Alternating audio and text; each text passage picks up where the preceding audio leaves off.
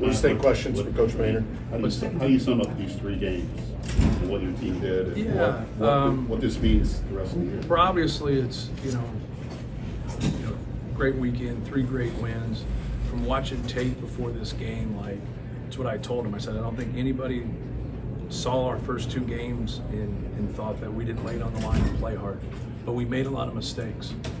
And sometimes all the things that you need to do as a coach to prepare your team, it's all going to come into play if that's the way the game unfolds.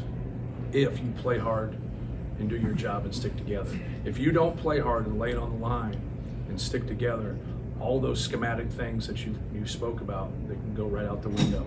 So that's something that we really harped on, is that we're not going to be perfect, but we can play as hard as we can every single possession, and we can execute. And that's what we try to do. So just pleased with them. Please, Caleb obviously has a really good game. Ethan Morton can guard different people for us. He has 19 assists, I think, and 1 turnover in this tournament. Obviously, Zach's a load, and people got to deal with him, and he's really become a weapon for us, and really hard for people to prepare for.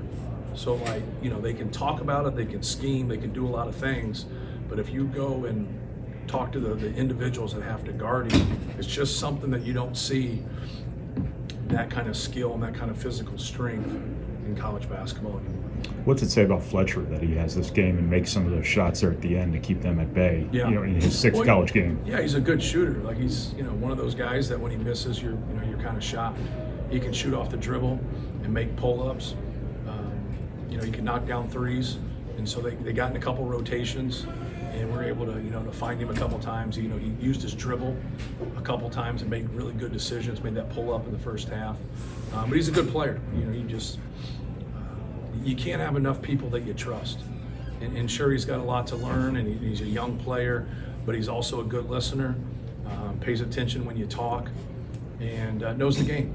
Grew up in a basketball family, knows angles, knows how to play. That the word trust is so important. He's just building trust with our staff, and that's what you want from every player on your team. What about the way you guys have closed these last 2 games? A lot of young teams would kind of play the clock, probably, right? They've kept sort of going. Well, sure. You want to take what they give you. If not, then you want to put them on defense when you have a lead. A lot of times, guys, when they get that substantial lead, that's when they start doing different things. Keep doing the same things that you were doing to get you there. I think that's, you see it in a lot of competitive sports, whether it's a prevent defense or guys just hold the ball and they run time, then they take bad shots at the end of the clock. I think it's a happy medium. You can take a good quality shot at 8 to 15 seconds. You don't have to hold it all the way down, and so that's what we try to do. And if we end up getting low clock, then we get low clock. It's not that big a deal, but just trying to get a quality shot and extend that lead.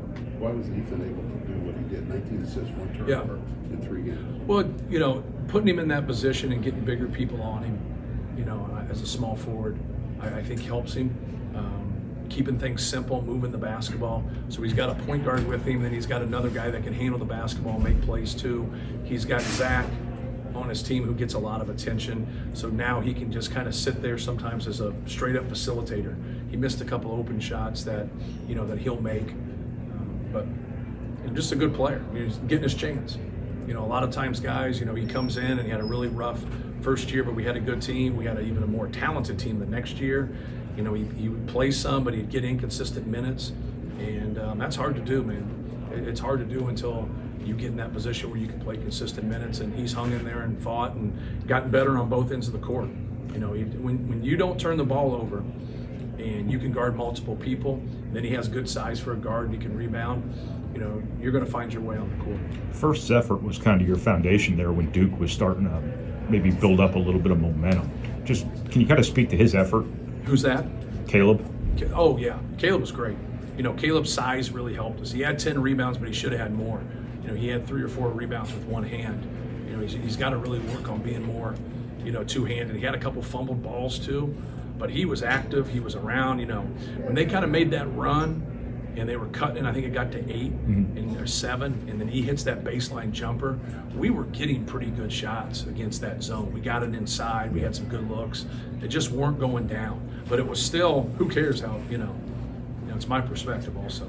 Who cares what's going on? Like, it was helping them, and him making that shot right there. And he's confident, he's got poise, he's gonna play both slots.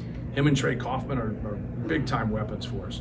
Trey Kaufman can score the ball on the block, but our minutes get a little bit short because Zach can be so dominating, in there in the pivot. But I thought Caleb was big time.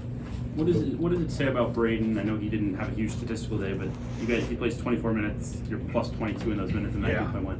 Yeah, and that's him, right? Like, he doesn't have a great game. He gets into foul trouble, and he has the best plus minus on the team. It just shows you his impact. As a point guard, he gets us 8 rebounds. He's got, he's just got it. He's got savvy. He knows what's going on. He can make plays. He can distribute the basketball. Just a really, really good lead guard. Last one. Coach, between Braden diving on the floor, Zach diving on the floor in your half court, Ethan taking the charge, what are the little things doing to contribute to the team winning? Yeah, just, first to hit and first to dive. I think that's, so important. When that ball gets loose, we got to get it. You keep everything together, right? You're just trying to do whatever you can take, and they're coming at you. You got to be able to take that charge or force them into a tough floater. Ethan got that in the open court in transition. That was a big play. That goes the other way. Now they got free throws, and they're starting to kind of inch back into the game. So I thought that was a great play. But overall, if you look at our team in the last 3 games, I think you would, say everybody was on the floor. Everybody was diving. So, bad attitudes and bad play and selfishness is contagious. And good play and guys sticking together, like guys having a good attitude that played 10 minutes in there, that's contagious. Helping out and being a good teammate, diving on the floor, that's contagious. So it can go, it can go either way for you sometimes as a coach. But you got to recruit chemistry. You got to recruit good dudes that are competitive. And I think that's what we have. Thank you. Thank you, guys.